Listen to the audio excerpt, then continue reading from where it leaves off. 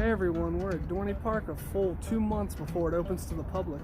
There's an event going on called the Winter Chill Out. We're going to be getting a guided tour around the park and also getting our first look at Iron Menace up close and personal.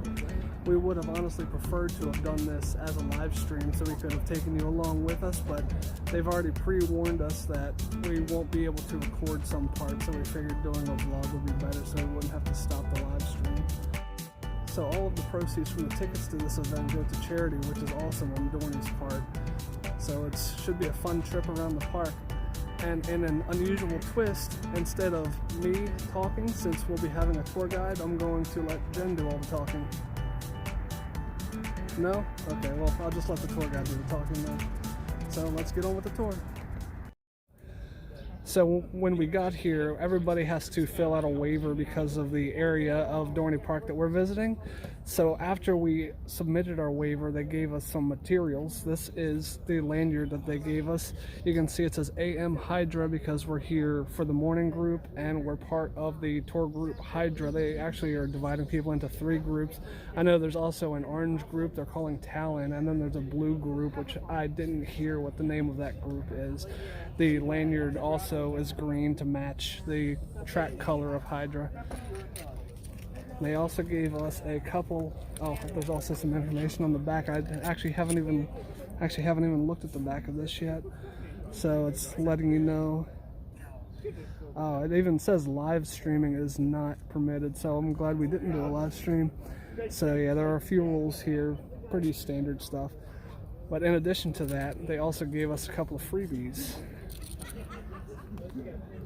They gave us an Iron Menace pin and an Iron Menace magnet, which I thought at first was a sticker, but this is a pretty thick magnet.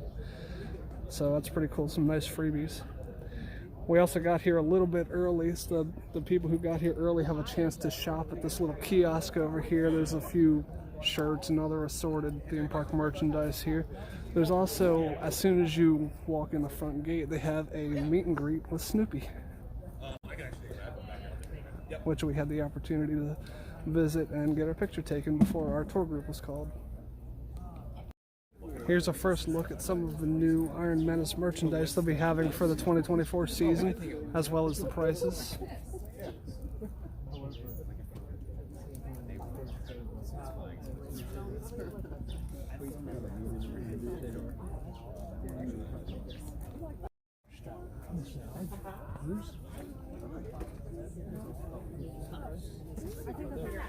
This one? You want small or large? That's the story, the character. Oh, they got some old stuff. Okay. Thank you. I'm going to come work for that. See how it helps us out. The McTavish one. Yeah, I really like McTavish stuff. Mom said, McTavish is the Iron Menace.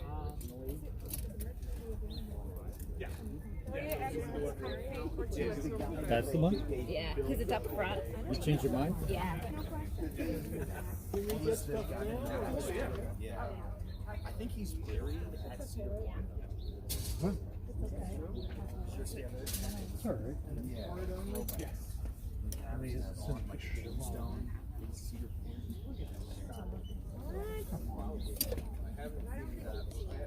There's already an Iron Menace Nano Coaster model, and they've added Iron Menace to the Dorney Park Parkscape. Though I'm honestly not sure if they previously had a Dorney Park Parkscape or not, or if this is the first one. Here's a completed model of Iron Menace. There's also a completed version of the Parkscape up here too with the Iron Menace. We are going to take a look at a couple different areas today. I know folks have been asking. Iron Menace is on the list. Surprisingly or unsurprisingly. We're also going to take a look at some dynamic things happening for Thunderhawk. I have kept things off social media, so you will be the first to see some of those changes. As well as the Possessed electrical room today. We're going to take you behind the scenes. Hydra, we're going to take you back to the maintenance route so you can get a good look at the Steel Force Helix, as well as stand underneath one of the corkscrews of Hydra. That's a pretty cool spot. We also have one of our temporary maintenance areas set up for you today, so you can get a look at some of the spare parts and some of the dynamic things we have sitting around for Iron Menace, as well as several of our other rides. So we're really excited for this tour with you today. You're going to each have your own leader, your tour leader. So if you're Orange or Talon, you're with me. If you really love Talon and you didn't get this, Jen, I'm very sorry. We also have green and blue, so you will find your tour guide. We have two gentlemen in the back there, Dan and Eric. They'll be leading the other two groups. Eric is a big-time coaster enthusiast, as is Dan. Dan is in operations, and Eric does our workforce development. So both those guys, you'll be in good hands if you're not with me today. Throughout the tours, if you have any questions, you can feel free to ask those. I would just ask that try to find a good spot when they're not, in the middle of a presentation or walking you to a specific area. You also have two other folks with you that can help you if you need to get to the bathroom in the middle of the tour. We have a few open today. The WIP bathroom will be our primary, as well as Whitewater Tavern. I got to get used to saying that. So if you need a restroom at any time, just flag somebody during your tour and they can get you to where you need to go. We got some snacks for you this morning once we get to the tavern. There's also some merchandise back here so you guys can help out Bob Kane. He's waving. He's got a nice maroon. He wanted to stick out today. He wanted to make some sales. This is our antique carousel. I want to talk about this a little bit today. So we do a lot of work on this every year, and we do take off. There's 66 pieces, so we take off some pieces as we go throughout the winter. We bring in some great folks, and they will repaint them, take care of them, refurbish them in the off season. So we kind of do it piece by piece. You can see some of the scenery in the back also gets repainted. So if you ever take a really good look at it, you'll notice that this is from Cedar Point. It's been a while. 1995 it opened up here. So if you really love Cedar Point, you can say, hey, I saw your old antique carousel. That is true. This is ours now. It's a Denzel. It was actually built in 1921, so we celebrated its 100th birthday in 2021. So if you're counting, it's actually older than Thunderhawk. So, or the coaster, as some will know. We'll go through that in our presentation. But feel free to take photos. They are doing some work on this. We uncovered some of the horses and pieces for you today. We're going to see a lot of stuff like this as we go throughout our tour. The one thing we wanted to mention is just watch your step. Although we are going to ask that you stay on the midways, try to stay on the concrete unless otherwise specified, because there are some areas we're going to go where there's not concrete. Just watch your step, because we are doing concrete work and various things, so just make sure we don't want anybody to roll their ankle or hurt themselves as we go through this tour. And once again, if you've got any questions as we get through this, just let us know. I would also ask that you try not to touch any of the equipment unless we tell you to, and we are going to give you some opportunity to touch some things today. So just try to keep your hands off if you can, because you just never know. Things are charged. There's some tools or equipment that may be sharp or could injure you. So just keep your eye on that. With that, we're going to head back to Whitewater Tavern. We've got a lot of good stuff today. And once again, thank you so much for being here today for our first. Y'all are the first because you're the morning. So congratulations on that. You guys can follow me back. First look at the new Whitewater Tavern and a last look at the Chickies and Pete's signage on the wall. Feel free to find a seat. Just being from the late 90s, it was time for an upgrade, just to make our operations easier and safer. One thing I did notice, the lift is a lot faster. So that was the speed which it used to engage. Now it actually engages slower and speeds up. So that is what you're going to be seeing all summer long. We haven't done all of our testing yet, so we don't know if we're getting like an extra little bit of boost of speed at the bottom of the drop, but as you can see, it does not slow down at the top anymore. So it is just going to throw you right up into it. So that's impressive. This is actually our operations team doing our cycles now. It's already been signed off by the programmers of the control system, and now this is us doing our acceptance tests. So it just worked out really nice. That's the same day that y'all are here as well, so you can see it running around. It is a great mix of old and new. We're always evolving, but Thunderhawk is definitely here to stay. Hawk determined how to rate this thing program. Look at that. So Hawk, the newer company. Just black.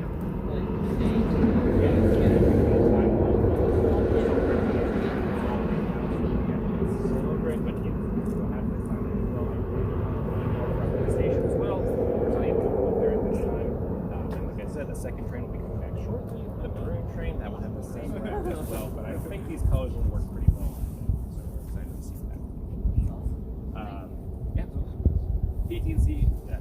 PTC installed the placard on the front, obviously while they were doing the rehab of our train this year. Since we're so close, we sent them directly back to the manufacturer for their annual rehabs. But the wrap on the side, that was all done in-house. This is a sign shop, they do a great job.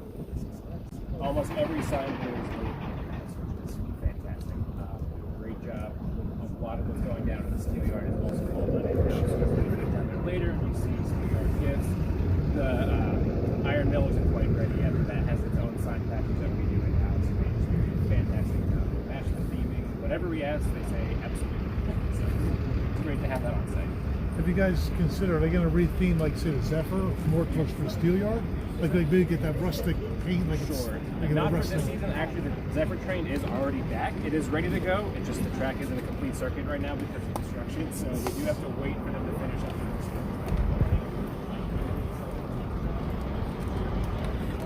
the lends itself very well to being also heated here. We enclose one of the groves where we have a nice indoor heated place for our team to work. It's just easier to bring some of the rides over here instead of all the way back up to our shop before there just isn't room for them. So I'll introduce one of our main gentlemen, John. It's a great way for our maintenance team to get up close and personal with the ride as they do their inspections. You are more than welcome to get up close to it. That's it. Try to sit in it though. Unfortunately, that's not possible. As you can see, it does give you a very nice view. They're able to control the rotation, the speed, anything they need to do for their inspection.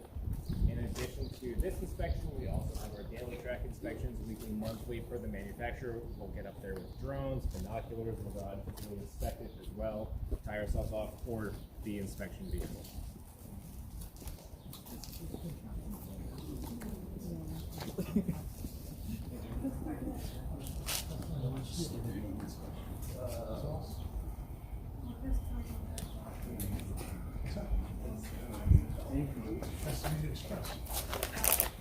It's currently set up to inspect CO4s. As you can see, we're able to switch the position of the wheels.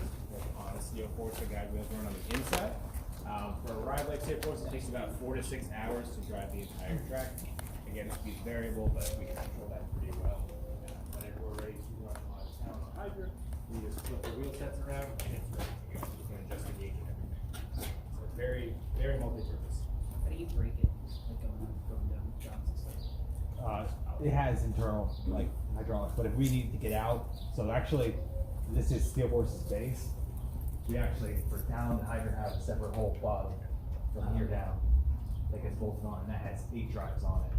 And that also has these like wings that can come down and they go over those ribs coming up to the track tube, the hook on it, the fork, and that way we can open the door, get out and fly around. And that also helps. That's it. Do you stop at like the top of weeds and stuff? Yeah, I've stopped it on this side. Do you like fun or is it just more like work?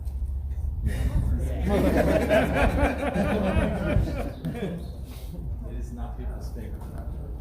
What do you guys use for the inspection? Obviously, one cockpit and a lookout, or? Yeah, so usually there's a driver / inspector.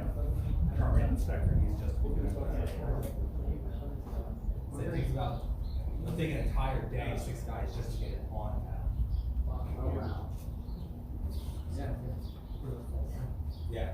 Yeah, so the B&M version actually for town will rotate the wheel assembly up to the top and then it slides onto the track member. The ball rotates 360 degrees to the side and then same. So if you wanted, could you just like sit here and go upside down? So actually, no, it's got like a tilt sensor and you actually have to keep it at certain levels. The doors have sensors, the seatbelts have sensors. Just sit here and spin around.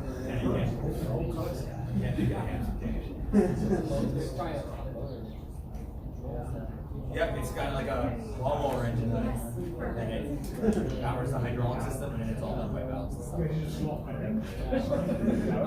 So Town and Hydra, they use their same thing that we put cars on. Yeah, okay. Like a chain lift it on that way, and then Steel Force, I believe they use the telehandler. Is it electric or Gas. Gasoline Gasoline, then hydraulic. What are some other With this? And What's that? We're still here. Period. Everything that's needed. You guys like overhaul bearings every year? Yeah. Even if it's on like Town and B&M, we'll take them apart, completely down. Every 10 gets inspected, bearings get checked.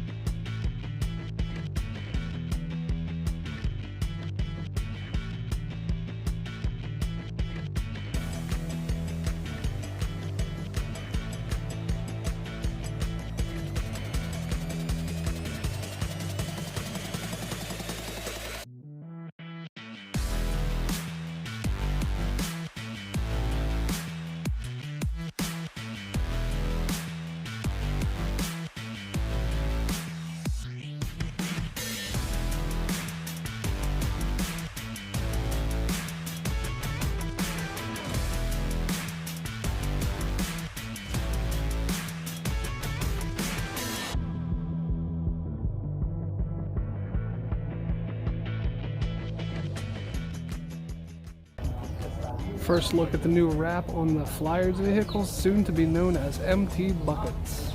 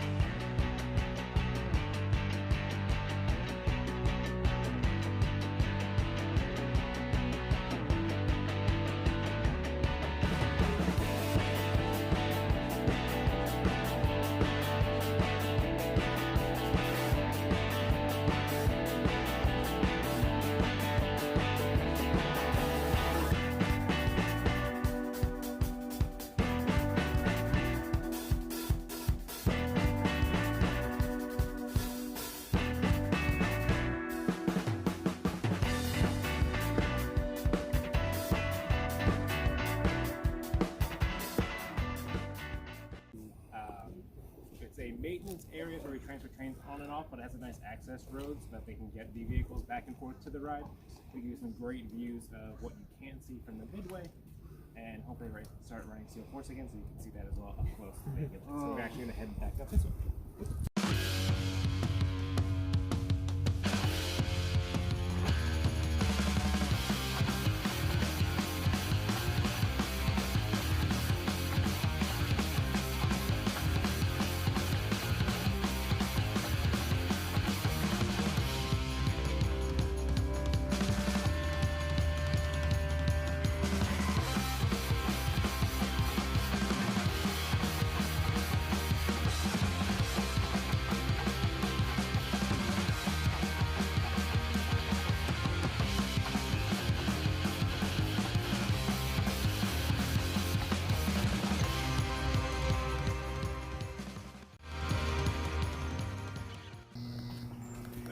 This view from the other side from the line, but out as you can see our storage track where we keep the trains when they're not running. We also park them there overnight to keep pressure off the wheels.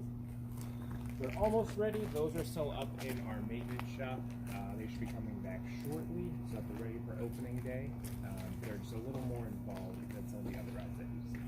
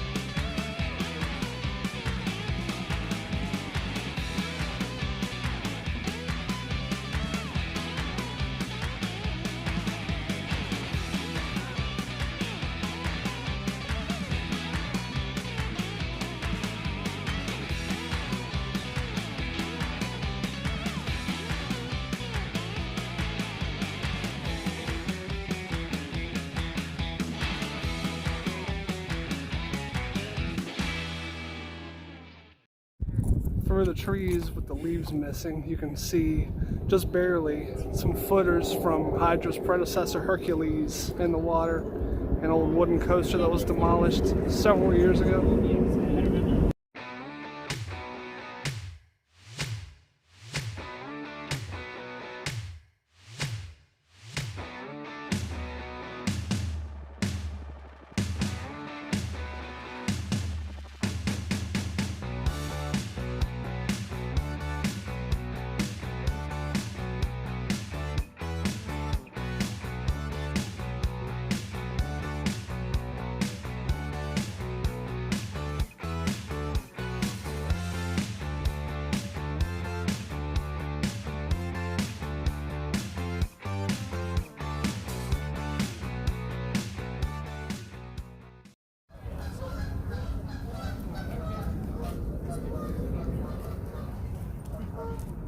We didn't hear anything about this on the tour, but this is where Monster was sitting. There were a bunch of tables.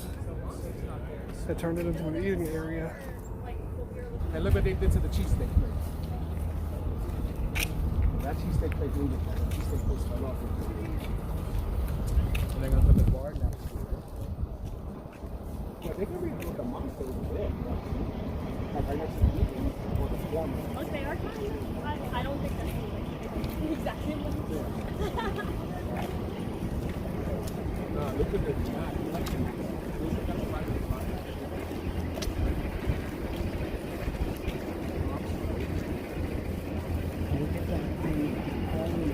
Games and stuff there. What's that game? So that was where we had our possessions gift shop and then the crane game. Again, with the theme of more comfort, that is going to be a seating area. So a nice shaded area, exactly. It's coming back to its roots as a picnic grove, right by the water. Great views of the ride, possessed, shade, exactly. More space to eat from the restaurant that we have down here. I feel like I Much better move to move the gift shop over and expand everything we have in possessions. They started, right? that's what I said. Really One place to go. And watch the ride.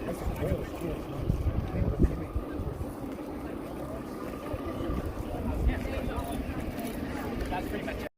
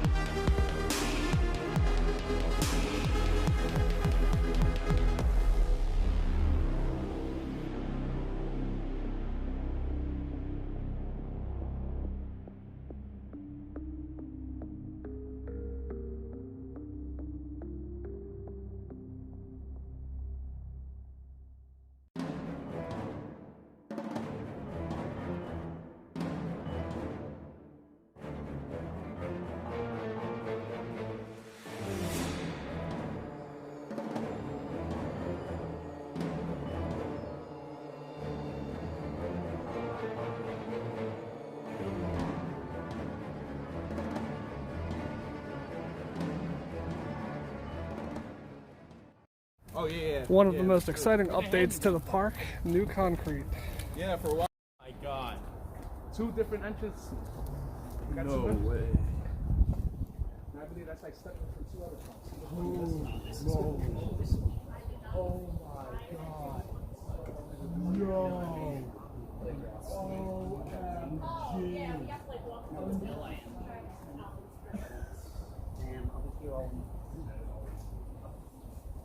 I remember when they filmed the video that a piece of the ride fell off. It was all over the beach.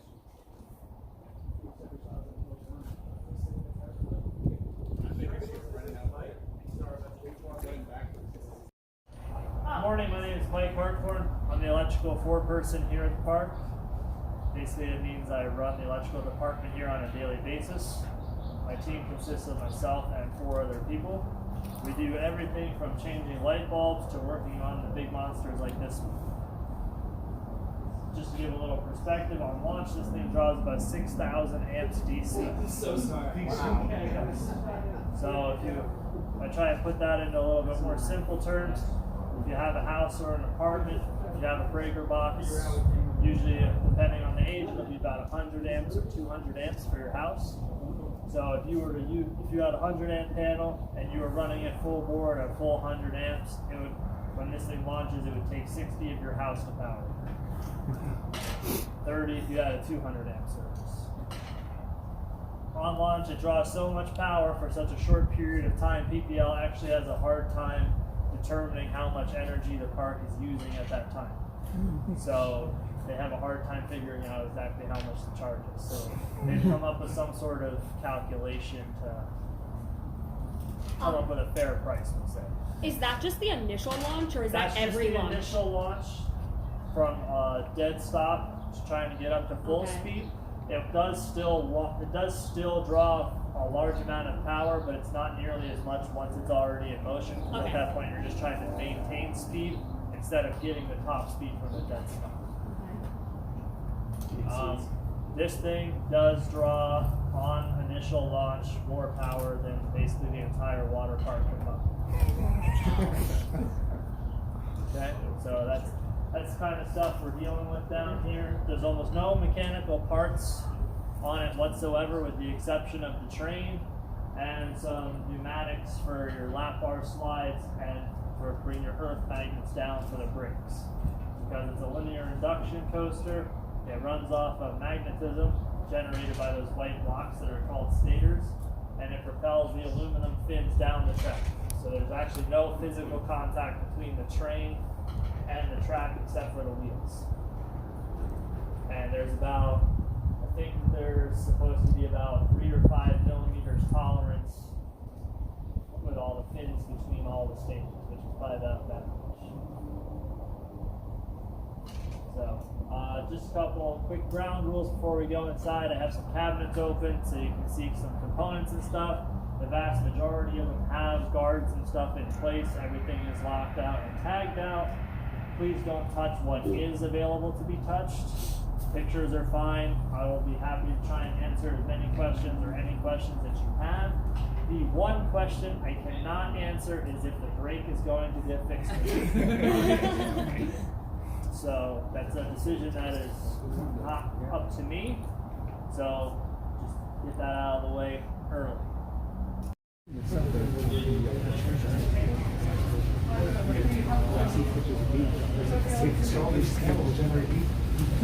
Same exact station house and everything. Looks like they do it in the back of a U-Haul.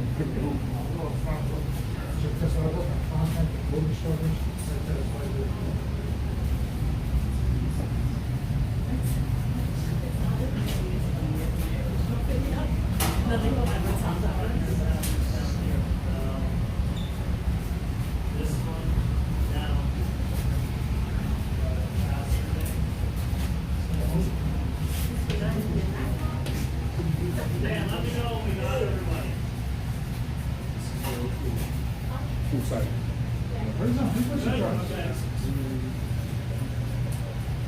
Alright, so first question we got is this entire room considered the drive? The drive is everything on this wall. From here down. It starts as AC all the way down there. It gets converted to DC turn back into AC down here, where it goes across. That first cabinet in the middle there on the left side, my left, your right, that has 2 thyristors in it. The computer is what turns those on, and that is what tells certain stators to generate magnetism at the appropriate time to propel the train down the track.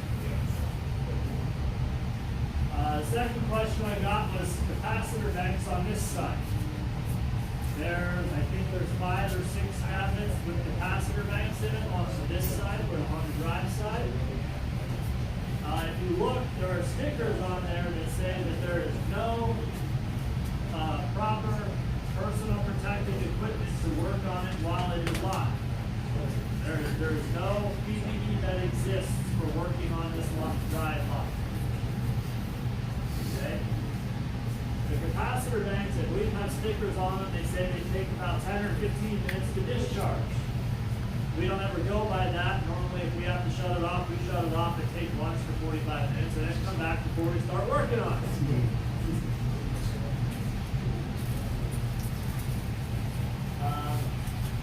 These 3 down here are the big contactors. Each one is a phase. Your house has 2 sets of breakers in it. Each one is a different phase. Each one of these contactors is a different phase. To the right. That goes over this.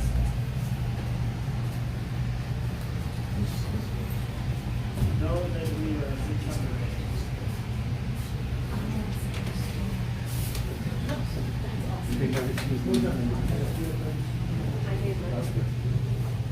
we typically say something about stingers.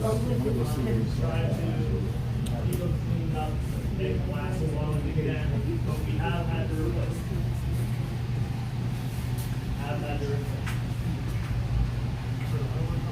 Another question was about, I got a bunch of spare parts behind me, we're not really going back there.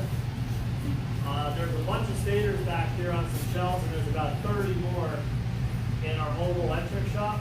A lot of them are stuff that came from our sister parts that got rid of their runs. So I got some Wicked Twister parts back here, I got some Volcano parts back here. A lot of these Inman impulse coasters are very, very similar. So a lot of the parts are interchangeable from ride to ride.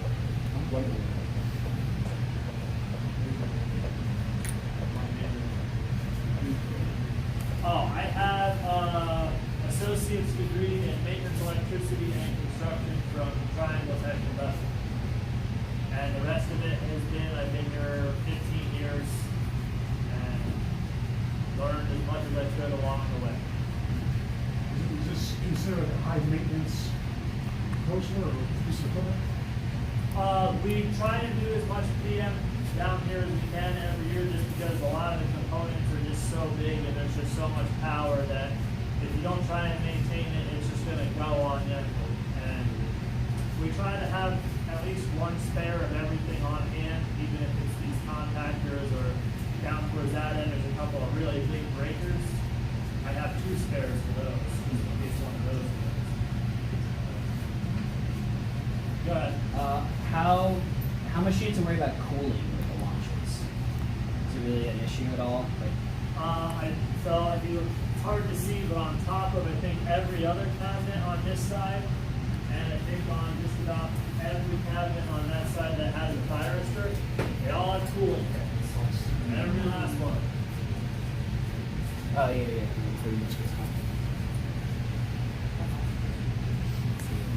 It actually has 2 AC units, so it actually stays pretty cool. We usually try to keep it around 65, 68, somewhere like that for the summer. And then in the winter, we usually try to keep it between like 55 and 60. We haven't turned up because you guys are coming today. It's going to be chilly this morning. Okay. Appreciate it.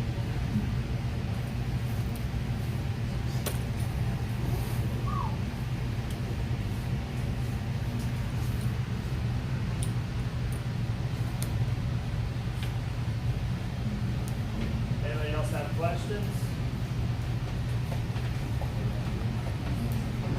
Do you guys have like blueprints or? These cylinders right here, these are not. So guys have the schematics and blueprints to go by, or is it as you learn? We have some schematics and we have some blueprints. This thing can at times be quite difficult to troubleshoot. It's been to a couple of parts before us, so the control system and stuff, it's not always, it doesn't always spell out for you what the problem is, like some other newer coasters might, or some newer systems might. So sometimes it's just, you use what you got and you just try and work your way through until you eventually get to the problem. Alright, this is the end of our tour. Thank you all very much for coming out. It was our first time. I hope you enjoyed it. We are trying to grow this, so look forward to seeing you again next year. And again, thank you for your donation to the Lehigh Valley Raleigh Children's Hospital. We really appreciate it. Like Ryan said, everything from the ticket sales goes directly to them. We should be right about 10,000. Awesome. Thank you very much. You're more than welcome to shop again before you leave. Exits to your right, and then after you leave the park, the restrooms are on your right. Thanks again for coming. Drive safe. We'll see you back here in a month for another Menace. So that was the tour. We hope you enjoyed. We were, well, at least I was very surprised that they took us through the Ghost in the Machine haunted house with the lights on. Lights on haunted houses are one of my favorite things to do. And if you saw our Dorney Park haunt video, you know that I gushed about the Ghost in the Machine haunted house. That was a spectacular house. So the fact that they allowed us to go inside that with the lights on was awesome. So all in all, our tour guide Dan said that with the donations that they received from these tickets, they raised about $10,000 for their charity, which is amazing. He also said that this is the first event that Dorney Park has ever put on, and they're trying to grow it. So keep an eye out for future events, and if you're in the area, I would strongly recommend visiting because it's a lot of fun, especially if you're big coaster nerds like we are. This was a very nerdy video, but it was a very enjoyable video. I'm very glad that we had the chance to do this. So if you enjoyed the nerdy video, we would appreciate it if you would give it a thumbs up and also subscribe to the channel. Every like and subscribe is a big help.